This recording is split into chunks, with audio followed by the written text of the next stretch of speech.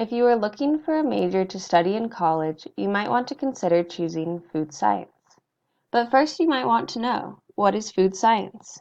Keep watching, and in the following presentation I will define what food science is.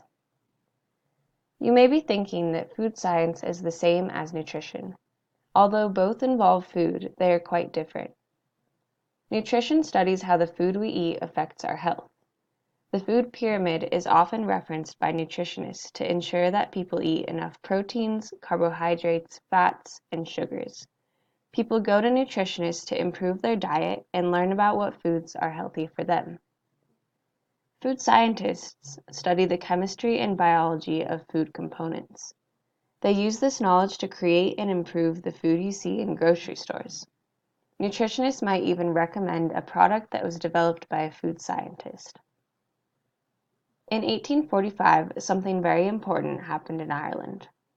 The potatoes were infected and caused many deaths from infection or hunger.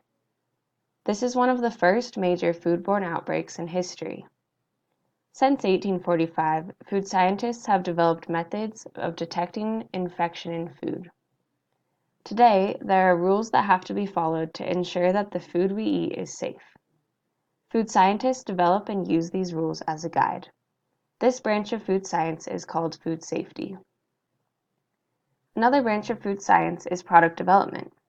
One example of a product that a food scientist might develop is fruit juice. First, food scientists will develop a recipe for the juice. After farmers harvest the fruit, food scientists will run operations to mash, blend, and bottle the juice at a processing facility. Before the bottles of juice can be shipped off, food scientists will perform tests to ensure it is safe to drink. Overall, food science encompasses a lot of different aspects. All of these aspects come together to create new food products that are safe to eat.